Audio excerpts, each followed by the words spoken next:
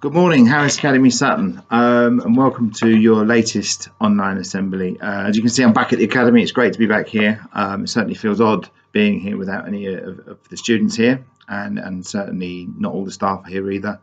And we really miss them making this building a vibrant and exciting place it normally is to work. It's great to see some students back in. We're working hard on getting the planning ready for the preparations for next year, and hopefully looking forward to seeing you back in September. We all miss you loads. I know we say that every time, but we still miss you. And we want to thank you for the work that you've been doing hard at home. The past months have not been easy for anyone, and I know that adjusting to a different way of life, both in terms of the work you're doing at school and your social life, has been tricky. And as we begin to get back to a normal way of living, we need to just remember to keep the basics in place. So keep washing your hands, make sure you've got tissue with you in case you're sneezing. The actions you have a big effect on society as a whole. And if you haven't got a tissue, just remember the dab, just dabbing and coughing into the crook of your arm. So you'll be glad to hear that some things don't change. So I'm back at school, obviously, and we've still got a leaky roof. We came back after a couple of days' rain over the weekend to find that despite the builders having been up there, they hadn't really been able to manage to patch things up correctly, and we've still got a few leaks coming through in our buckets. For every student at Harris Sutton you all do some great work on the idea around rights respecting schools, students' rights, and what actually we mean by what it means to actually have rights. An important part of what we do here at school, and it really underpins our values. And one of our key values is integrity. And when we talk about integrity, one of the key phrases that always comes up is doing the right thing when no one's looking, and that's completely correct. But certainly when I talk about it in assemblies throughout the year, I talk about the way we treat one another and the interaction between different human beings, and I really focus as well. I know that you all try really hard on being kind to one another. And that's being kind to one another no matter what background you're from, or what you look like, or what the differences are between you. And what I say at the assemblies, certainly at the beginning of the year and on throughout the year, is that actually, as human beings, try and look what the commonalities are. What do you have in common with your fellow students? We really easy to spot differences. Human beings are really pre-programmed to spot differences very quickly. It's a natural defense system, and it helps us survive. But actually, looking for what you have in common with someone takes some effort. It means that you might have to start a conversation with that person. It means you might actually have to talk to someone about how they're feeling and what they like, and actually find out something about another human being.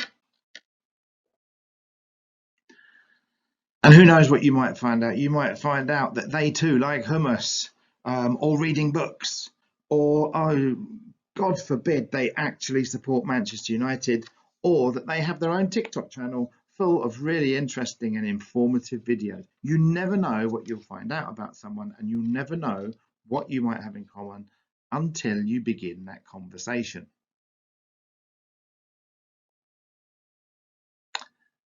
And the thing about trying to find out what you've got in common with someone is that it takes time and effort. It doesn't happen without speaking. It doesn't happen without reaching out. It doesn't happen without you actually putting in a little bit of effort. But it has rewards. You will find out amazing things about other people that you didn't know. And actually, along that journey, you'll find out something about yourself. And as a result, it will only enrich your life for the better. Sometimes you find out things you didn't even know about yourself. And it can be remarkable at opening doors and sort of enriching your own life.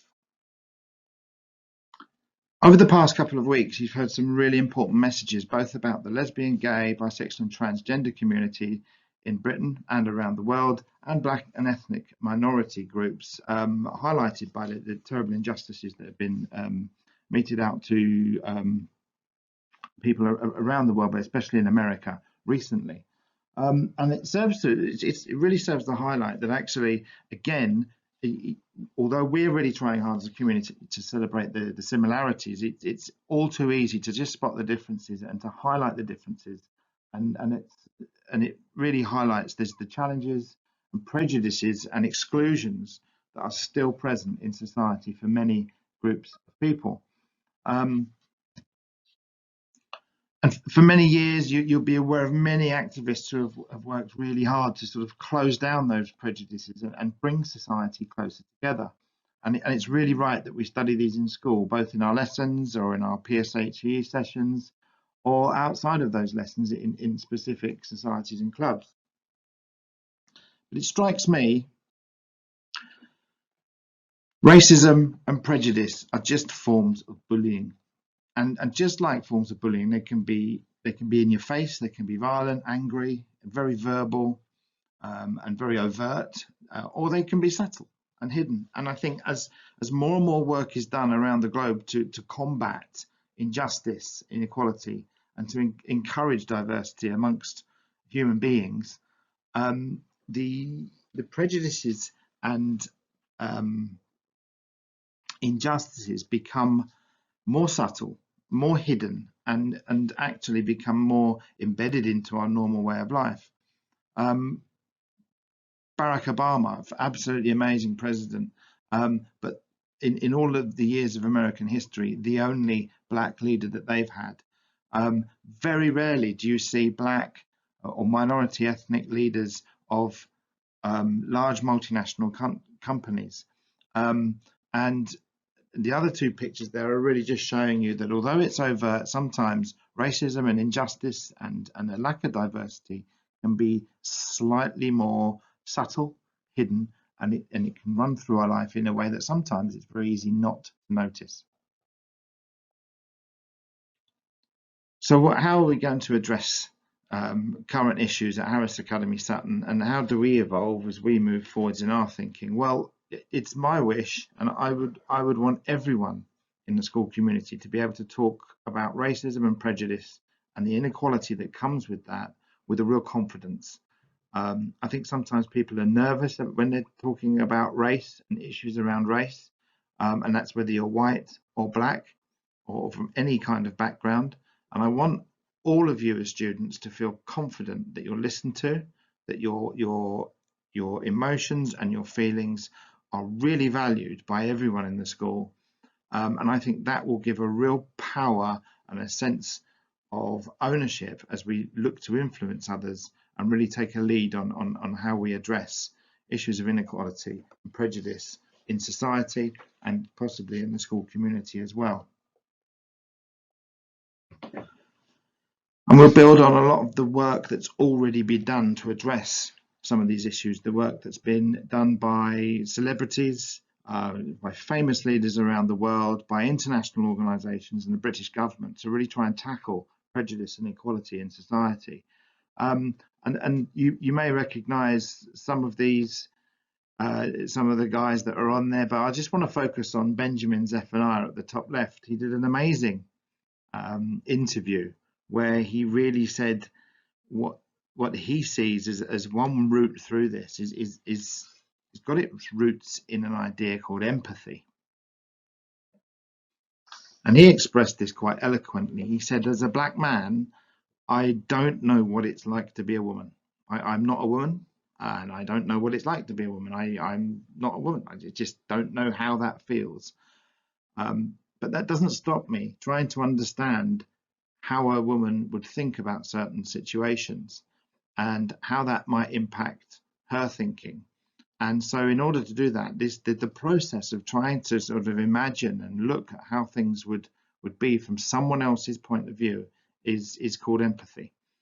And we will be doing some work as a school when we return in September on empathy and trying to put ourselves in other people's shoes and trying to think about how they see the situations that face them on a daily basis. Because if we can put ourselves in other people's shoes, if we can begin to think about how they feel about all of the things that are affecting their life, then we can help support one another and work towards a slightly better view of the world that we live in. And I'm going to come around and finish now on a story about our roof. We have our leaky roof. I came in again today and I saw the leaky roof, and if you were up on the roof, you wouldn't notice the leak. It would just be some water that was disappearing beneath your feet, but you wouldn't notice it, and you certainly wouldn't be affected by that. But if you were on the floor below, if you were trying to do something in the hall, you would definitely notice the leak. There'd be water on the floor, it would be dangerous, and you'd be getting wet, and it wouldn't be a very nice environment to be.